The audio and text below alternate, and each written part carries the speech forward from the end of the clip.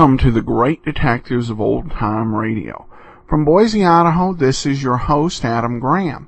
If you have a comment, email it to me, box13@greatdetectives.net.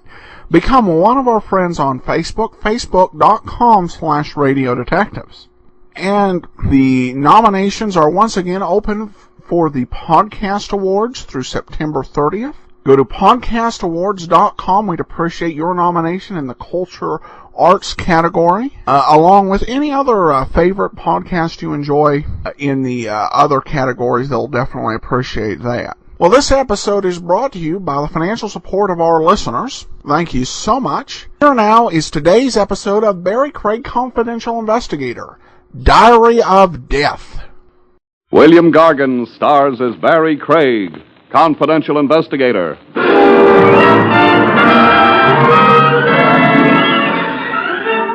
There's an old-school motto with a modern twist, folks. An empty barrel makes a fine casket.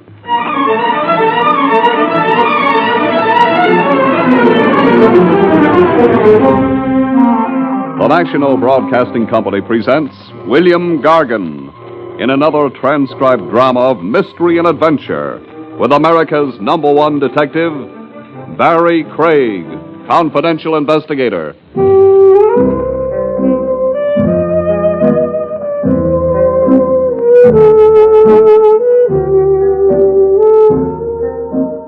Barrie Craig speaking.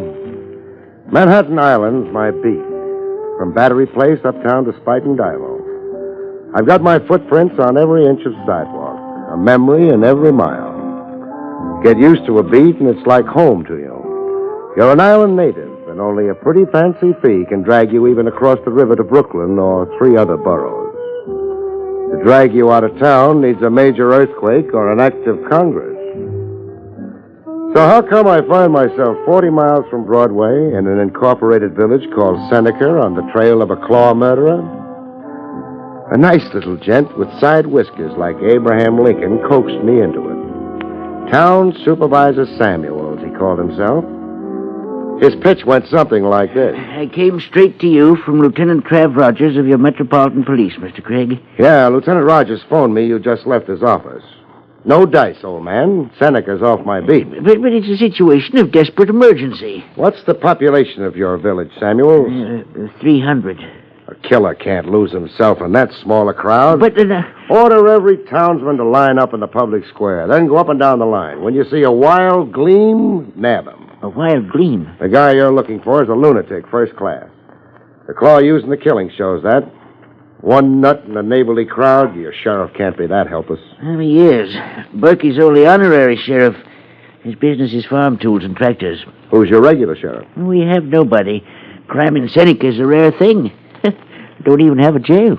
Pass the hat and build yourself one. Crime's here to stay, people say. The board of supervisors empowered me to supersede Berkey, to contract outside help. Someone experienced in homicide. You were highly recommended. By Trav Rogers. The lieutenant's having his joke. Please, Mr. Craig. You're a nice town supervisor, and you look like a tintype of an old favorite uncle of mine. I'd like to help you, but no amount of pleading. No power on earth. Not 50 claw killings can entice me 40 miles from New York.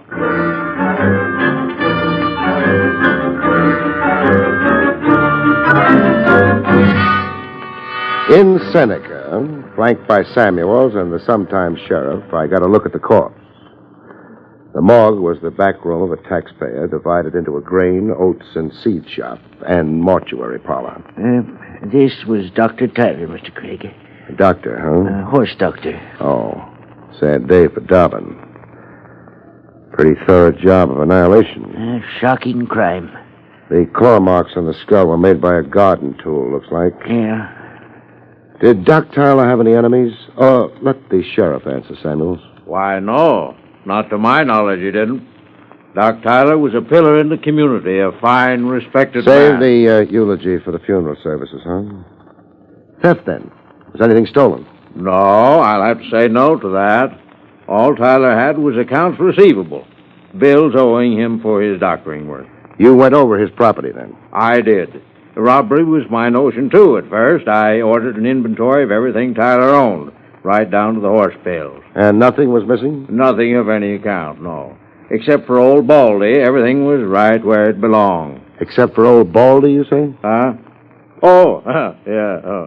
Old Baldy's an old iron paperweight, the American Eagle. Doc Tyler always had it on his desk on top of a pile of papers. And old Baldy was missing? Yes, we couldn't find hide nor hair of it. Well, either somebody borrowed it and planned to keep it now that Tyler's gone, or Tyler threw it out. Or the murderer clawed Tyler to get it. Oh, now, why would anybody want to commit murder for a worthless old paperweight? Can't say, but that's why I'm in this whistle stop, to find out why. And that brings us down to cases. You and me. Come again? Your being here. Samuels brought you out against me. Against you? No, Sheriff. Shut up, Samuels. This is between me and Craig. Against me, I said, Craig. Oh, I get it. Your pride's hurt, huh, Sheriff? When you've jackassed around a while and Samuels admits to being the finicky fool he is, I'm marching you to the railroad station. With a brass band and local school mom doubling as drum majorette. A big goodbye to a conquering hero, Sheriff, because my parting gift to Seneca is your claw murderer in person. Want to bet?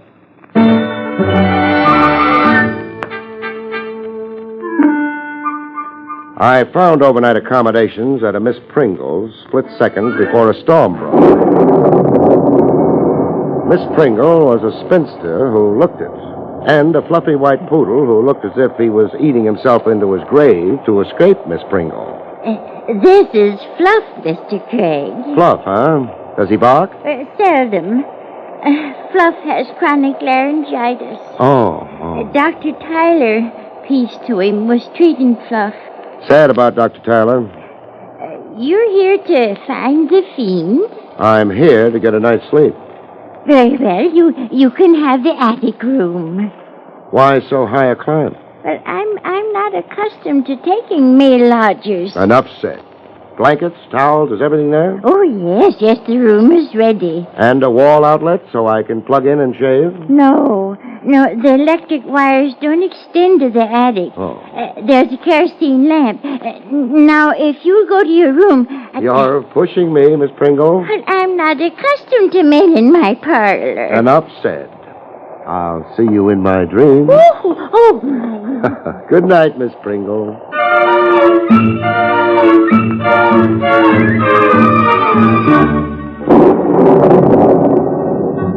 There were things I wasn't accustomed to, like attics, like figuring out how to light kerosene lamps, or like having the roof suddenly cave in on my head.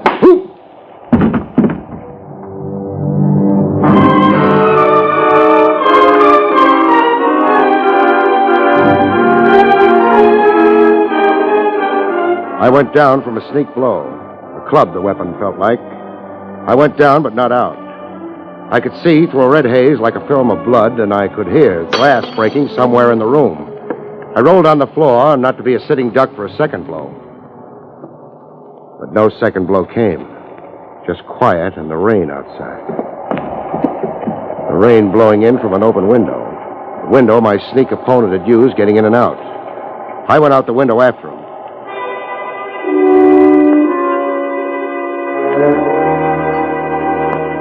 Outside, just at the edge of Miss Pringle's driveway, I ran into a reasonable facsimile of King Kong. A guy who looked as if he should be swinging from trees. Sitting behind the wheel of an open convertible, its top down. Working the car starter and getting nowhere. Having trouble, friend? It's slow, don't want to go. The wires are wet. I'm driving good and then it stopped. Your wires are wet.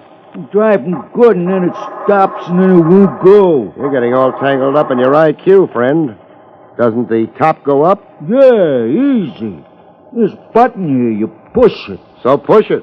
No. You've got a medium-sized lake around you. Floodwaters rising from the floorboard. I'm not pushing no button. I like it like this. How did you happen to stall here? I told you I'm driving good. Let it stop so that it won't go. You making fun of me? No. Did we meet a while ago? Huh? Where? In Miss Pringle's attic. No. I'm driving, so how could it be? How could it be? Parked here the last 5 minutes. Did you see anybody in a hurry to quit the general neighborhood of Miss Pringle's? No. I seen nobody. You're sure? Are you trying to mix me up? Nature got to you first. Just for future reference, what name do you answer to? Harmony. Harmony? Yeah. You like it?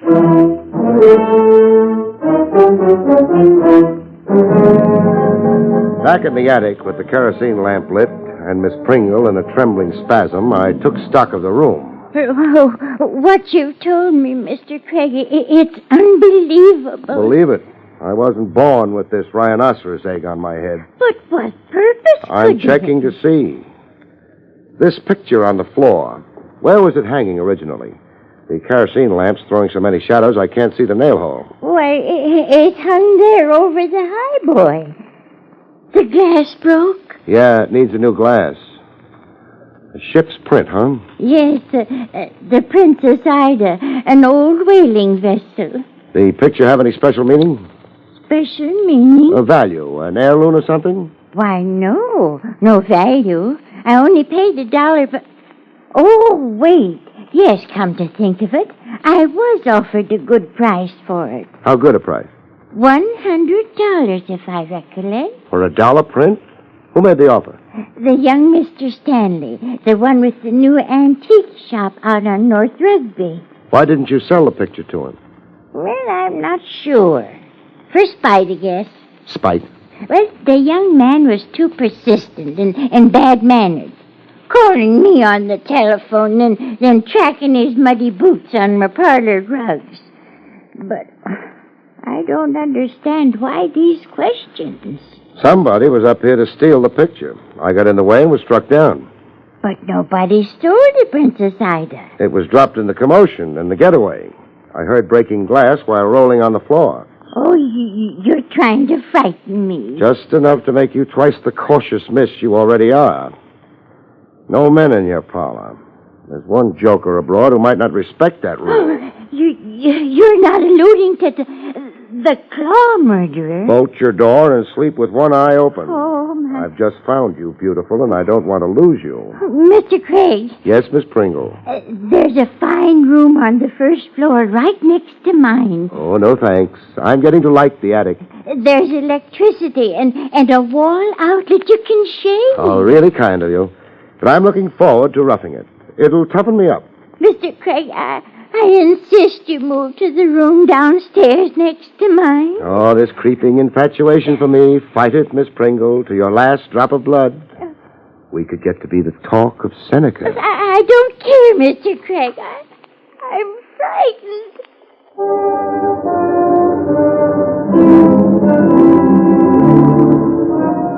In the morning, I took breakfast with Town Supervisor Samuel. Breakfast and information. I'm sorry, Sheriff Berkey made you unwelcome. Berkey's sensitive to competition. I'm sorry about your injury. My injury? You were attacked and beaten last night. How could you know? Miss Pringle had me on the telephone in the middle of the night. Oh. I want to know about a couple of your townspeople. First, a bright chap who calls himself Harmony. Harmony?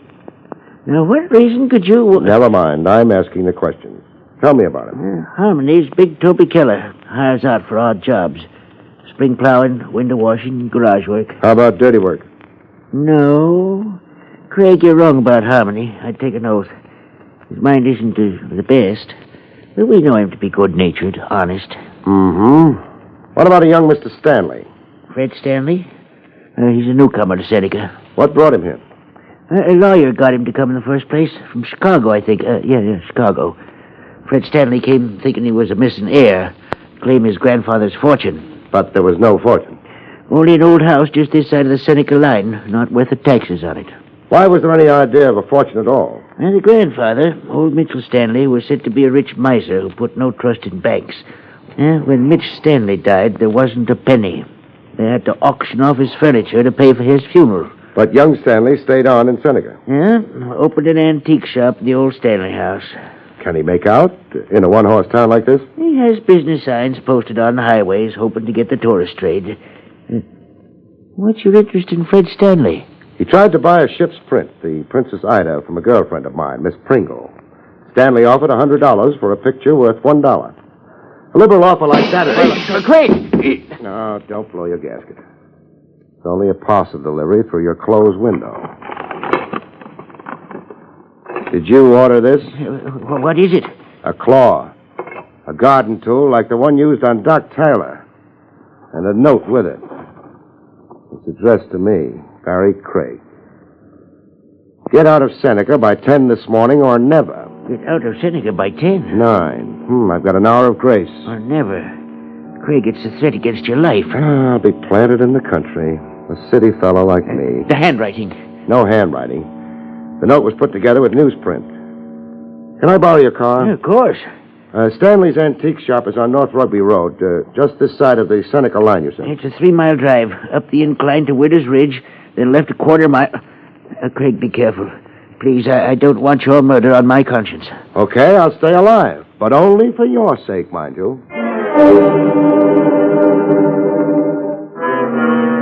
Staying alive is a deal that sometimes needs the cooperation of unknown parties, in my racket anyhow. Climbing the steep incline to Widow's Ridge. Climbing maybe 300 feet into morning mists as thick as pea soup. I knew I wasn't going to get that kind of cooperation. A rifle shot that blew a tire into confetti. Crash off the incline had to come.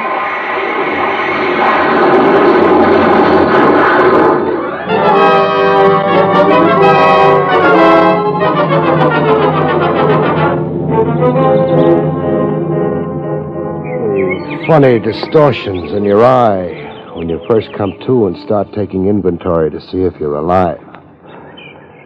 A half-frozen robin who didn't have the sense to fly south for the winter. He sat on the side of the hill 10 feet from where I lay, staring solemnly at me and chirping prayers for my safety. Oh, when I started getting to my feet, the robin flew away. The inventory added up. I was all there in one piece, with a few dents that couldn't hurt forever. Samuel's car was down at the foot of the incline, topsy-turvy, like it was playing dead dog. I'd been thrown clear of the wreck. Half my fee into the poor box. I took an oath on that as I started for Rugby Road on foot.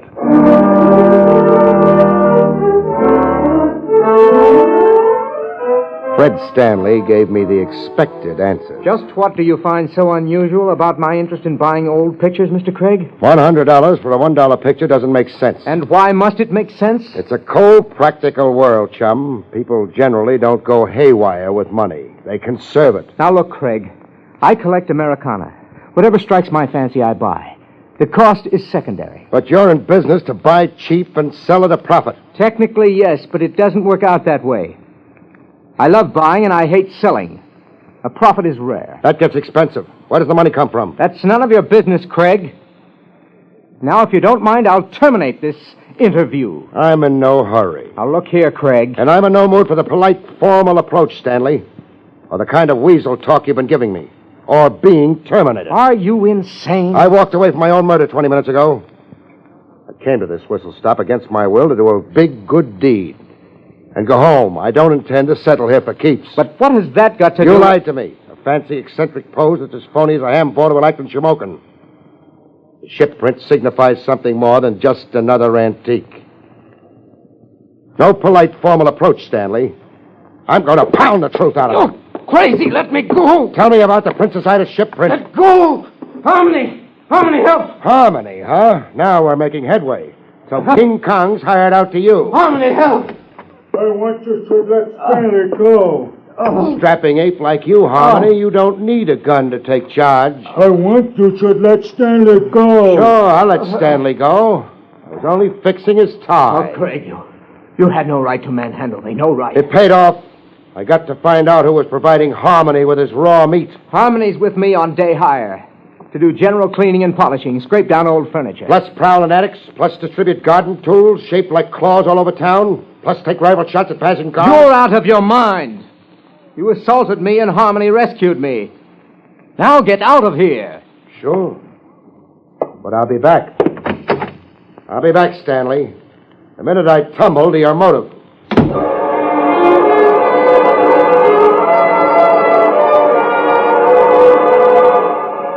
Back at Miss Pringle's to wash up and change my suit for a whole one, I found her prized parlor rug a mess. Spots all over it.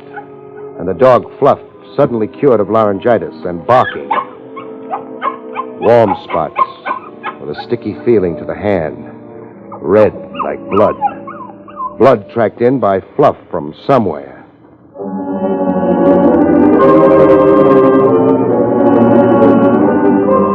I followed the tracks to Miss Pringle's bedroom. The blood was Miss Pringle's goodbye to spinsterhood. The garden tool shaped like a claw lay beside her on the floor like a third hand.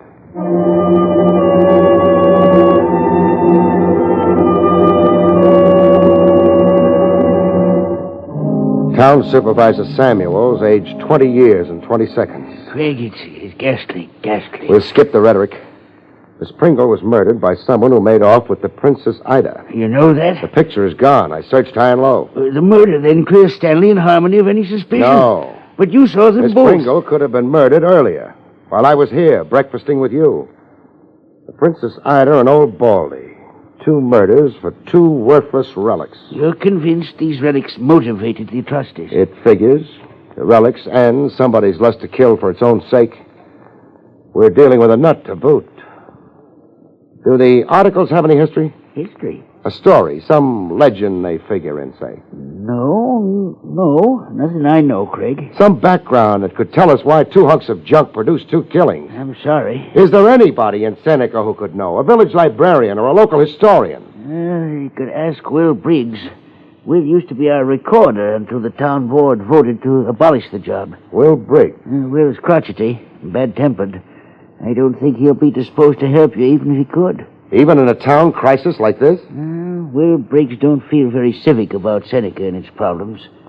Since we abolished his job for economy reasons, Will's been feuding. Suing the courts for pension, making a rumpus at town hall meetings. Great cooperative little town you've got here. Great job you roped me into.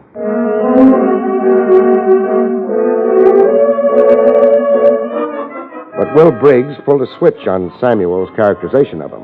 Briggs fell all over himself cooperating. For $20, Mr. Craig. I am a man without funds. $20, okay. You get it. Black-hearted board of supervisors. Did you dirt. Old Baldy and the Princess Ida. Scratch your memory. Old Baldy and the Princess Ida. Funny now, you should be asking about them. Why is it funny? You're the second party that's come to me asking. Who came first?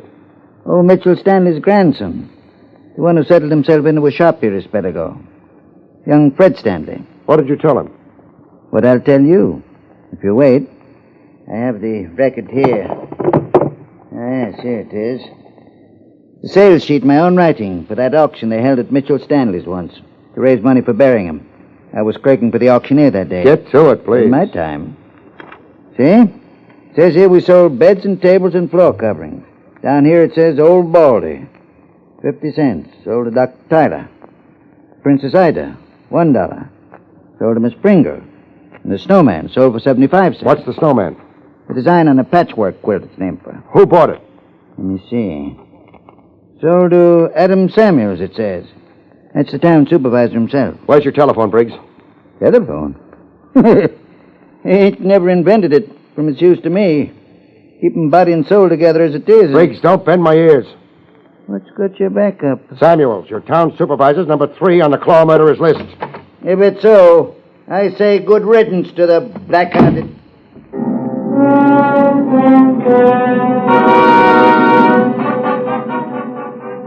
Good riddance of bad. Someone else would have to judge Samuel's merits as a human on Earth. The garden tool, shaped as a claw, lay across the room where it had been thrown. A claw with bright red fingers.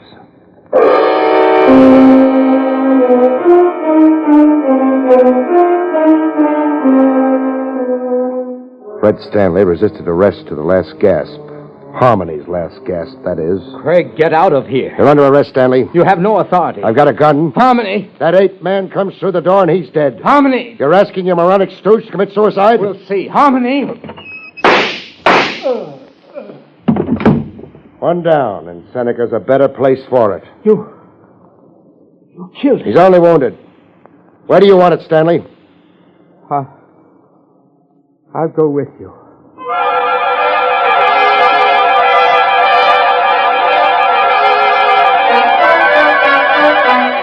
Stanley put his confession on record after a little workout and a lot of sweating. I found a diary that once belonged to my grandfather, Mitchell Stanley.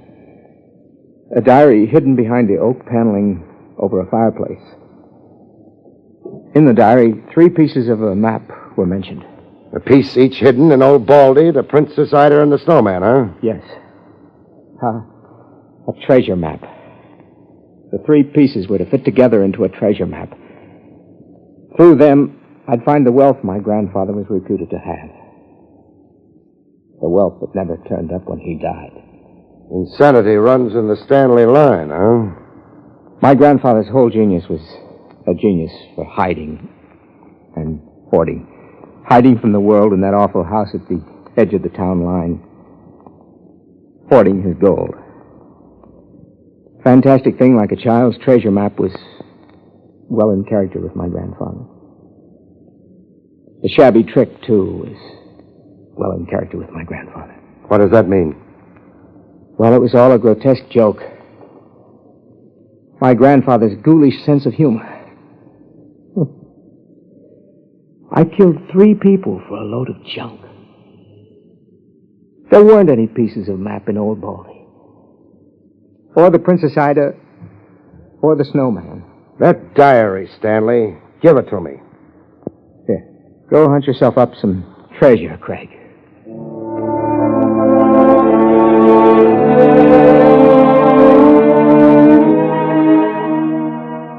There was an anticlimax to the Stanley story. In a village beanery, with the sometime Sheriff Berkey trying to act apologetic and yet keep his dignity. I suppose you'll be leaving now, Craig, eh? Yeah, I can't wait to stand on Broadway and flip a cigarette into the gutter. Well, I've been a jealous fool. So would I be, in your shoes. Oh, thanks. Will Briggs is coming over to see you. He says you owe him something. Yeah. $20 for valuable services rendered. Craig? Briggs. It's not out of order now. To dun me for $20? Here you are. I'll thank you. When we go? Stick around a minute, Briggs. I want to go over that feud you had with the town board. I'm over it now. Now, with the town board extinct, now that the murders of Doc Tyler, Miss Pringle, and Samuels have left Seneca without a town board. I'm not one to pillory the dead. But I'm one to pillory the living. Here's that alleged Mitchell Stanley diary that produced 3 murders. Is it now? And this is that auction sales sheet in your own handwriting, as you told me. Do I have to tell you that the handwriting in both is the same, even down to the green ink? Craig, what are you getting at with Briggs? That Briggs here forged the diary, Sheriff, and planted it where young Stanley would be sure to find it. That Stanley killed 3 people Briggs hated, while Briggs sat back and enjoyed the show. That young Stanley was only a dupe, a tool used for revenge. Make the arrest, Sheriff. And then flag down a train so I can scram out of this whistle stop. The sweet neighborliness around here is just killing me. Good night, folks. See you next week.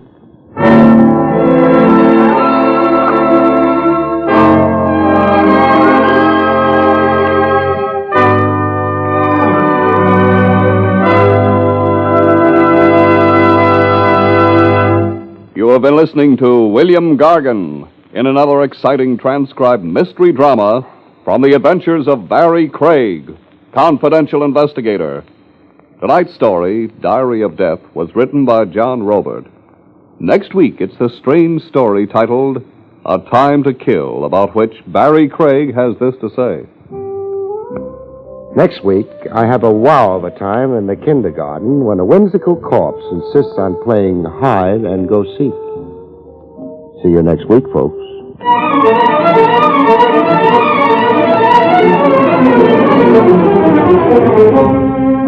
Featured in the role of Samuels was Louis Van Ruten. Barrie Craig, starring William Gargan, was under the direction of Hyman Brown. This is Don Pardo speaking.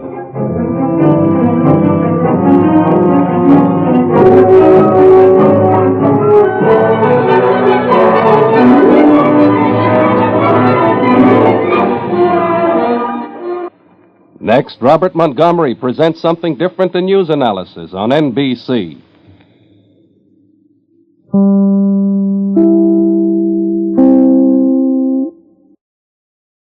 Welcome back. With the opening of this episode, where he was talking about Manhattan being his beat, that was actually an allusion to a show on CBS called Broadway is My Beat. At the beginning of each episode, Danny Clover would state, Broadway's my beat, from Times Square to Columbus Circle. But this episode was definitely a different turn, putting Craig in an unknown environment, and I think the results were fantastic. In his usual great writing and twists that don't stop until the very end. Now we turn to listener comments and feedback. Keeps getting better. Love every show. And that's off of Podcast Alley, and that's appreciated. Encourage everybody to cast their vote for the show on Podcast Alley. I want to remind you, since we're a little short on comments and feedback today, that we do have other old-time radio podcasts. We have the Old Time Dragnet podcast, where that's actually been going the longest since March 2007. Every week we post another episode of Dragnet every Saturday, and you can listen over at radiodragnet.com. And then we have the Old Time Radio Superman show, which updates twice a week with another chapter in the adventures of the Man in Man of Steel, available at laserandsword.com. But thank you so much for listening. If you have a comment, send it to me, box13@greatdetectives.net. Follow us over on Twitter at Radio Detectives and give us a call, 208-991-4783. But from Boise, Idaho, this is your host, Adam Graham, signing off.